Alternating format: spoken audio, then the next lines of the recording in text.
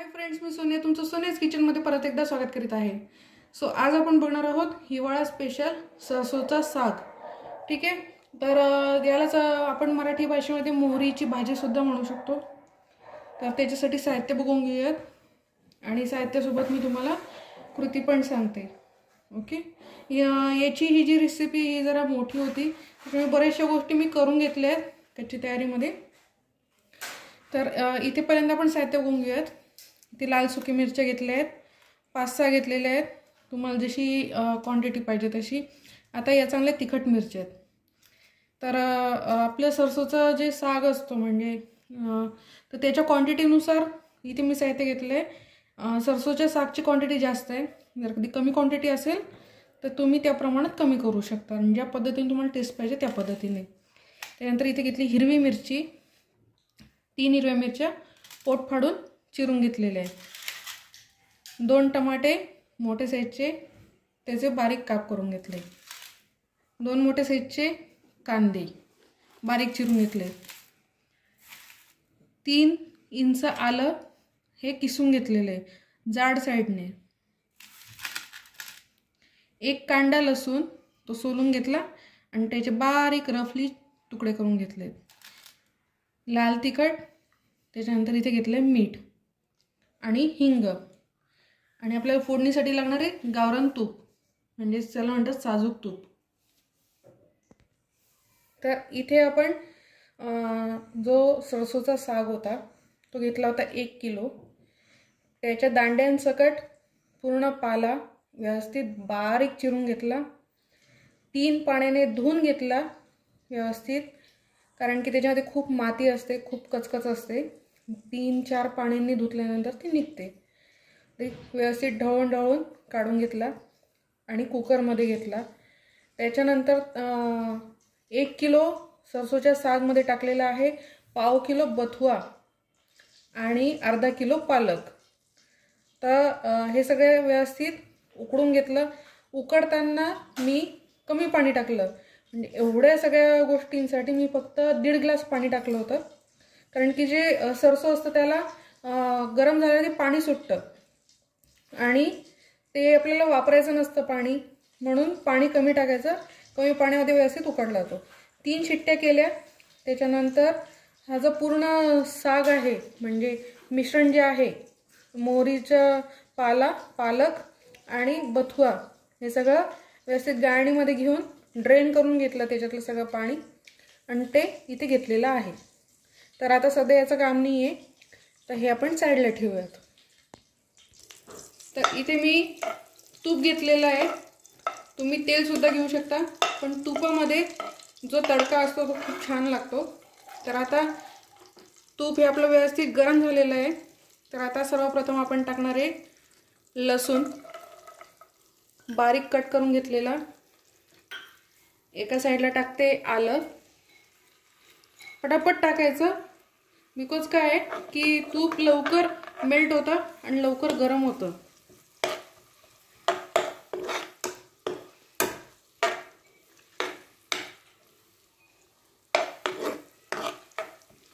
आता त्याच्यामध्ये घालते मी हिरव्या मिरच्या,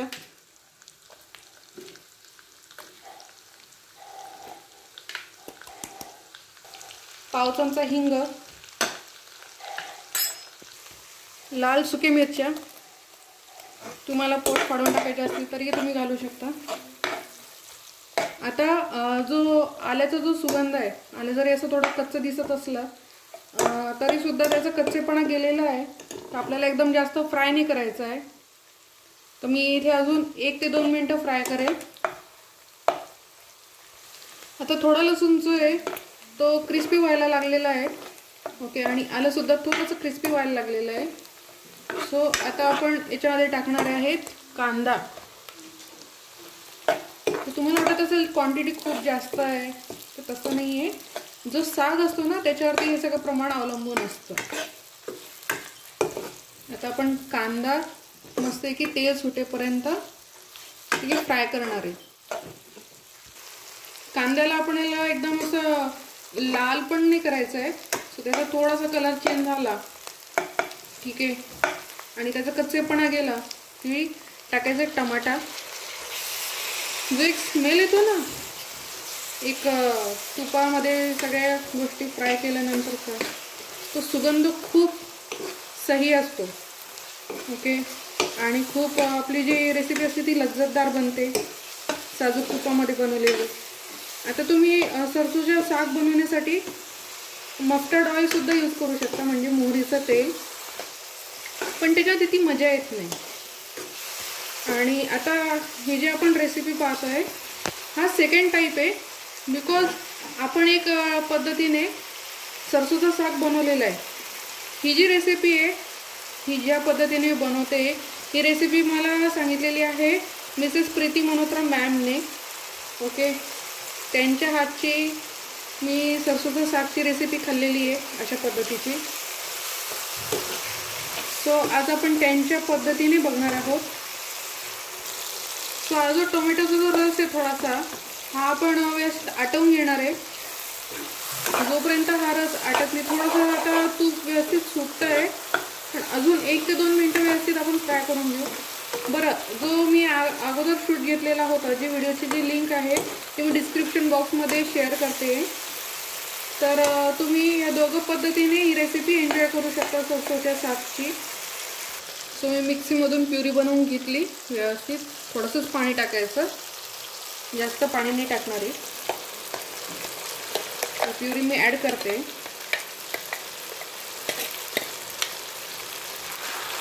व्यवस्थित मिक्स करून घेते. सरसोचा साग थोडासा तेज असतो, तर मी काय करते, 1 चमचाला थोडंसं कमी लाल तिखट घेतलं आहे आणि ते जिथे जिथे तूप दिसते तिथे तिथे मी साईडने टाकते.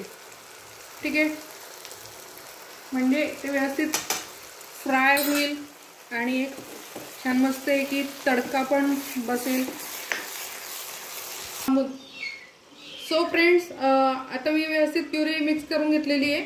आता एकच काम आहे आपलं की व्यवस्थित हलवत राहायचं आणि हाय फ्लेमवरती व्यवस्थित आटवायचा. हा साग कोरडा करायचा, जेवढा शक्य आहे तेवढा कोरडा करायचा. आपण यामध्ये अजिबात मक्याचं पीठ घालणार नाही आहे. तर असं घोटत राहायचं आणि त्याला चांगली वाफ येऊ द्यायची, शिजू द्यायचं. जेवढं तुम्ही शिजवाल जास्तीत जास्त, तेवढा फ्लेवर याच्यामध्ये खुलून येतो. ओके. तर मी व्यवस्थित शिजवून घेते आणि तुम्हाला सांगते मी किती वेळ शिजवला. सो आता बऱ्यापैकी आटलेलं आहे. तर आता आपण टाकणार आहे स्वादानुसार मीठ. मीठ थोडं कमी टाकायचं, कारण की जे सरसोचे जे पानं असतात ते खूप शार्प असतात. त्याच्यामध्ये ऑलरेडी थोडंसं मिठाचं प्रमाण जास्त असतं, क्षाराचं. आता व्यवस्थित मिक्स करून घेते. तुम्ही बघू शकता की जी क्वांटिटी आहे, ओके, ती कमी झालेली, म्हणजे आटलाय आपला जो साग आहे तो व्यवस्थित आटतोय आणि अजूनही भरपूर आटलेला आहे. सो तुम्हाला आवडत असेल तर तुम्ही याच्यावरती तडका मारू शकता. म्हणजे त्याच्यामध्ये तूप घ्यायचं, तूप गरम करायचं, मग त्याच्यामध्ये हिंग टाकायचं, लसूण बारीक क्रश केलेला तो टाकायचा, लाल तिखट टाका आणि बस, दॅट्स इट. लावा बसते की तडका. पण मला तर असंच आवडतं, जास्त तडका द्यायची गरज नाही आहे आणि अशी पण टेस्ट खूप छान येते. आता हा जो प्रकार पाहिला, आता याच्यामध्ये मक्याचं पीठ टाकायची गरज नाही आहे, बिकॉज याची जी कन्सिस्टन्सी ती बघा व्यवस्थित आहे. घट्टपणा जो आहे, जो सागला पाहिजे असतो तो व्यवस्थित आहे. तर हे विदाऊट मक्याचं पीठची आपण रेसिपी पाहिली, आणि जी आधी मी बनवली होती तर ती मक्याचं पीठ वापरून होती. तर तुम्ही, सो फ्रेंड्स, मी ते सर्व करून घेतलं आहे बाउलमध्ये. ओके. गरमागरम मस्त आहे की सरसोचा साग. आणि आता मी त्याच्यामध्ये टाकते बटर, मक्खन.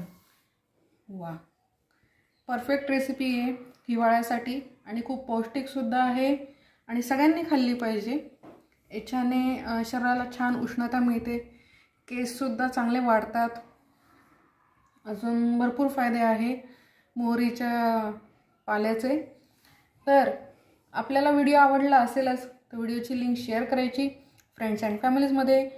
व्हिडिओची लिंकला लाईक करायचं. ओके. आणि जर कधी तुम्ही चॅनलला सबस्क्राईब केलेलं नसेल तर चॅनलला सबस्क्राईब करायचं. मस्त खा, स्वस्त राहा. परत भेटू नवीन रेसिपीसोबत. आजची रेसिपी होती सरसोचा साग टाईप 2.